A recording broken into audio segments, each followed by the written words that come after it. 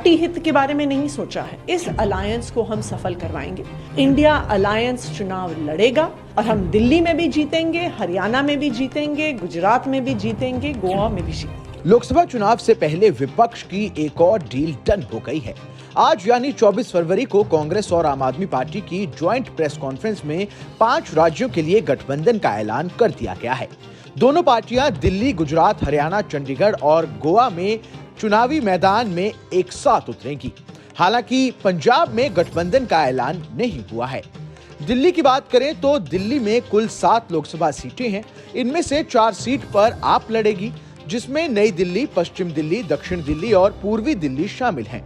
वहीं दिल्ली में कांग्रेस 3 सीटों पर लड़ेगी, जिनमें चांदनी चौक, उत्तर पूर्वी दिल्ली और उत्तर पश्चिम दिल्ली की सीटें शामिल हैं।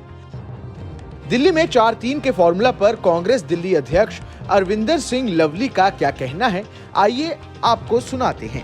4-3 और के फॉर्मूले पर बातचीत हुई है। कौन कौन से सीटों को फॉर्मुलाइज किया गया है, एक बार एक्सटेंडेड बता दीजिए। देखिए, ऐसा है कि कांग्रेस पार्टी जो है वो नॉर्थ ईस्ट, चांदनी चौक और नॉर्थ वेस्ट सीट लड़ेगी। नई दिल्ली, वेस्ट दिल्ली, साउथ दिल्ली और ईस्ट दिल्ली के ऊपर आम आदमी पार्टी चुनाव लड़ेगी। और इंडिया अलायंस का हिस्सा होने के नाते हमने पहले भी कहा था, जो हमारे पार्टी हाईकमान का आदेश होगा, दिल्ली का कांग्रेस का कार्यकर्ता उसको फॉलो करेगा।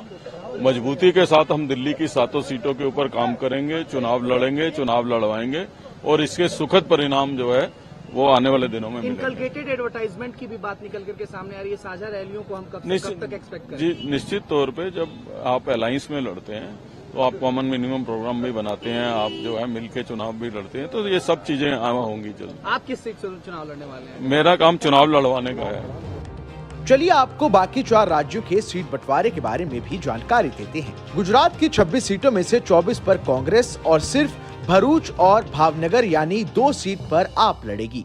हरियाणा में 10 सीटें हैं और इनमें से 9 पर कांग्रेस और सिर्फ एक अकेली सीट पर आम आदमी पार्टी लड़ेगी। हरियाणा में 10 सीटें हैं और इनमें से 9 सीटों पर कांग्रेस और सिर्फ अकेले कुरुक्षेत्र की सीट पर आप लड़ेगी।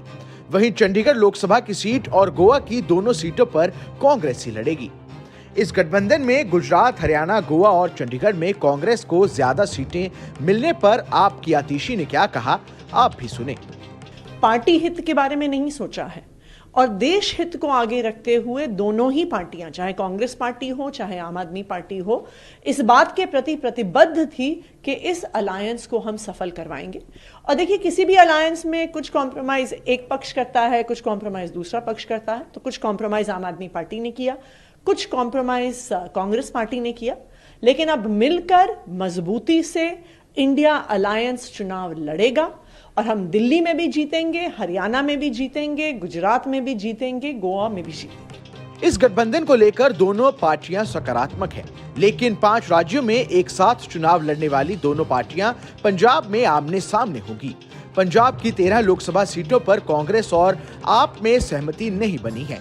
आप और कांग्रेस सभी सीटों पर अलग अलग ही चुनाव लड़ेंगी।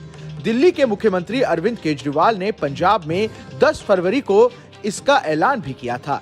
उन्होंने 21 फरवरी को कहा था, पंजाब में अकेले लड़ने का फैसला जीतने के लिए किया गया है। इस खबर में बस इतना ही। ये खबर आपको कैसी लगी हमें कमेंट कर जरूर बताएं। देश दुनिया की तमाम बड़ी खबरों के लिए देखते रहें न्यूज़ नेशन का डिजिटल प्लेटफॉर्म।